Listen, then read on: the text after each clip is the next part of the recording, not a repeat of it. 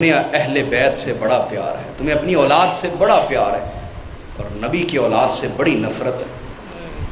عجیب ایمان ہے تمہارا، عجیب ایمان ہے تمہارا۔ ہر دور میں رہا ہے، ہر دور میں کربلا رہی ہے، آج بھی ہے۔ میں تو آج بھی کہہ رہا ہوں ان کے پاس یزیدیوں جیسے اختیار ہوں، مجھ سمیت جتنے سادات بھی منبر پہ بیٹھنے والے سب قتل کروا دیے جائیں۔ باقاعدہ فتوے جاری ہو چکے ہیں، تصویریں شائع ہو چکی ہیں، یہ لوگ رافضی ہیں، یہ اہل سنت سے خارج ہیں۔ وجہ کیا ہے؟ کہ نبی کے گھرانے کا دفاع ہم خود کر رہے ہیں۔ جو کام تمہیں کرنا چاہیے وہ ہمیں کرنا پڑ رہا ہے۔ اے امت، تمہیں کرنا یہ کام، کریں گے؟ بولے نا، اپنا ایمان مضبوط رکھیے گا۔ ان لاشوں پہ گھوڑے دوڑائے گئے ہیں جن کو میرے نبی چومتے رہے۔ امام حسین اور امام حسن وہ ہیں، حضور نے ان کے ہونٹوں سے چوما، ماتھے سے چوما ہوا ہے، آنکھوں سے چوما ہوا ہے، گردن سے چوما ہوا ہے، سینہ اقدس سے چوما ہوا ہے، پیٹ سے چوما ہوا ہے، ہاتھوں سے چوما ہوا ہے، پاؤں سے چوما ہوا ہے۔ جس پیغمبر کے پاؤں جبرائیل چومتے ہوں، محبت و شفقت پاؤں چومے میں حسن و حسین، گھوڑے دوڑا کے جسم پرزے ہو گیا، لاشا ٹکڑے ٹکڑے ہو گئے، ٹکڑے ٹکڑے لاشیں۔ اور اس کے بعد یہیں تک ظلم نہیں رکا۔ کرنے والے کون ہیں؟ میں پھر کہہ رہا ہوں، ہر دور میں بڑے بڑے خود کو دیندار سمجھنے والے لوگ ہی ہوتے ہیں اہل بیت کے خلاف۔ اس کے بعد یہیں تک معاملہ نہ رکا، پھر نیزوں پہ سر چڑھا دیے گئے، اور ان نیزوں کے اوپر ایک چھوٹا سا معصوم سا چہرہ بھی ہے، جناب علی اصغر کا۔ یار میں آپ سے کہتا ہوں کوئی چھوٹی سی بچی سڑک پہ رو رہی ہو، آپ کہیں سائیکل پہ، موٹر سائیکل پہ جا رہے ہو، گاڑی پہ جا رہے ہو، تنہا بیچاری رو رہی ہو، آپ کا دل کرے گا نا میں رکوں، پوچھوں بیٹا کیا بات ہے، تم کیوں رو رہی ہو؟ کیا آپ کبھی تھپڑ ماریں گے اسے؟ تھپڑ ماریں گے اسے؟ اتنا رحم تو آپ میں بھی ہے، اتنا رحم تو آپ کے اندر بھی ہے۔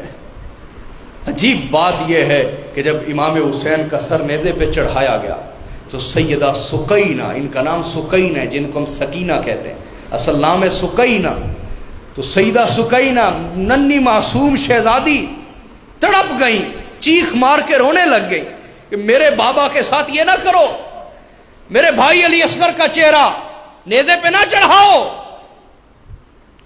ایک کوفی آ کے یہ نہیں کہتا کہ بیٹے تم کیوں رو رہے ہو، وہ آ کے تھپڑ رسید کرتا ہے شہزادی رسول کے چہرے پر۔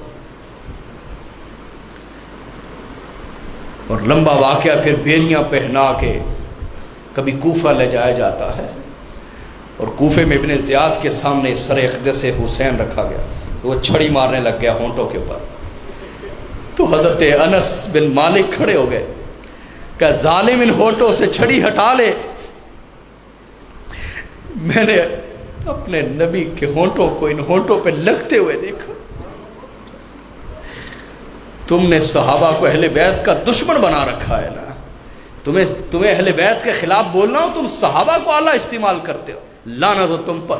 یہ ہیں صحابہ، اپنی جان کی پرواہ کیے بغیر کھڑے ہو جاتے تھے۔ ظالم پیچھے ہٹا۔ میں نے حضور کو چومتے ہوئے دیکھا، حضور یہ ہونٹ چوما کرتے تھے۔ ابن زیاد نے کہا بابا اگر تیری عقل ماری نہ گئی ہوتی بڑھاپے کی وجہ سے میں تیرا سر کاٹ دیتا۔ یہ حضرت انس کو کہہ رہے ہیں، یہ بنو امیہ جن کی آپ حمایت کرتے ہیں، سب سے زیادہ قتل عام صحابہ کا قتل عام بنو امیہ نے کیا، لیکن آپ کو یہ تو درد ہوگا، اہل بیت کے قتل عام پہ درد نہیں ہوگا، ایمان ہوگا تو ہوگا۔ اس کے بعد یزید کے سامنے وہ جب سر رکھا گیا، یزید نے کہا اللہ کی قسم میں اس بات کی گواہی دیتا ہوں کہ اس کی ماں کائنات کی ہر عورت سے زیادہ افضل عورت ہے، اور آج میرے لیے سب سے خوشی کا دن ہے کہ میں نے کائنات کی سب سے اعلیٰ عورت کے بیٹے کو قتل کیا، اور میں نے بدر کے بدلے لیے، اور اپنی چھڑی پکڑ کے ہونٹوں پہ مارنے لگ گیا۔ حضرت زید بن ارقم وہاں کھڑے ہو گئے، ایک روایت میں حضرت فضہ کھڑی ہو گئی۔ حضرت زید بن ارقم نے کہا ظالم اپنی چھڑی ہٹا۔ میں نے حضور को इन होंठों को चूमते हुए देखा। और हजरत फिज़्ज़ा हबशी खानदान की थी। यजीद ने कहा ज़ैनब बिनते अली को मेरे सामने किया जाए, मैं उसके सामने जीत का ऐलान करना चाहता। तो हजरत फिज़्ज़ा ने कहा ये जुर्रत ना करना, बाजा शराबी जानी, बाजा नबी की बेटी का तू अपने सामने लाएगा। उसने कहा ये कौन है बूढ़ी औरत काली हबशन, इसका सर कलम कर दो। तो यजीद के पीछे 500 हबशी नौजवान सिक्योरिटी गार्ड खड़े थे। उन्होंने तलवारें निकाल ली, कहा खबरदार जो हमारी बेटी के ऊपर तलवार उठाएगा हम उसके खिलाफ तलवार उठाएंगे। तो सैयदा ज़ैनब की आह निकल गई। कहा नाना जान जरा तमाशा तो देखिए, हबशा की बेटी के लिए 500 तलवारें निकल आई और आपकी बेटी के लिए कोई तलवार निकलने को तैयार नहीं। तो अल्लाह पाक ने फरमाया ए इब्राहिम हमने फिदिया कर दिया इस कुर्बानी को एक ज़िबे अजीम के साथ, एक अजीम ज़िबा जो असल में ज़िबे मुस्तफ़ा थी, जो असल में शहादत मुस्तफ़ा थी। शहादत मुस्तफ़ा हसन हुसैन की शहादत अलैहिस्सलाम इतनी शोहरत क्यों रखती है, तुम्हें आज तक समझ नहीं ना आई ना। ये शहादत हुसैन गली गली बयान क्यों की जाती है, वजह क्या है तुम्हें समझ नहीं आती। मैं समझाता हूं, वजह यह है कि हसन हुसैन की शहादत हकीकत में शहादत मुस्तफ़ा है। हकीकत में शहादत मुस्तफ़ा, और ऐसी शहादत किसी उम्मत की तारीख में ना हुई। और कभी तारीख ने ऐसा वाकया नहीं देखा कि किसी उम्मत ने अपने नबी के खानदान को यूं ज़िबा कर दिया। फिर मामला वहां ना रुका, इमाम ज़ैनुल आबिदीन शहीद किया गया, इमाम हसन की सारी औलाद शहीद हुई, इमाम ज़ैनुल आबिदीन की सारी औलाद शहीद की गई, सूलियां लटकाई गई। हजरत इमाम ज़ैनुल आबिदीन के छोटे बेटे इमाम ज़ैद, उनकी लाश को 4 साल तक सूली पर लटकाए रखा गया। कोई प्रोटेस्ट नहीं हुआ, कोई एहतजाज नहीं हुआ, नमाजें भी होती रहीं, तकरीरें भी होती रही, नबी के घराने के दिफा में कोई ना निकला। 4 साल तक लाश मुबारक। इमाम ज़ैद, ये इमाम ज़ैद वो हैं जिनके बारे मेरे नबी ने हज़रत ज़ैद बिन अरकम से कहा था ज़ैद मेरे बेटे हुसैन का पोता पैदा होगा, उसका नाम होगा ज़ैद, वो तुझसे मिलने आएगा, उसे मेरा सलाम कहना। वो बोलो तो सही, चूंग वालो, ईमान की ताकत से बोलो। मेरे नबी ने सलाम पेश किया हजरत ज़ैद को। और जब हजरत ज़ैद मिलने आए, छोटी सी उम्र थी 12-13 साल की, हजरत ज़ैद बिन अरकम की बिनाई जा चुकी थी उस वक्त, बहुत बूढ़े थे, बहुत बूढ़े, बीमार थे, चारपाई पे पड़े हुए थे। किसी ने कहा ज़ैद बिन अली मिलने आए हैं। इमाम ज़ैनुल आबिदीन का असल नाम है अली बिन हुसैन। इमाम हुसैन ने अपने तीनों बेटों का नाम अली रखा था। बड़ा पैदा हुआ अली, छोटा अली, तीसरा अली। फिर पहचान के लिए उसको कहते थे ये बड़ा अली है, उसको कहते थे ये दरमियाना अली है, उसको कहते थे ये छोटा अली है। तीनों के नाम अली रखे, समझे या नहीं। तो किसी ने बताया हज़रत ज़ैद बिन अरकम को कि अली बिन हुसैन मिलने के लिए। कहा मुझे उठाओ, खड़ा करो।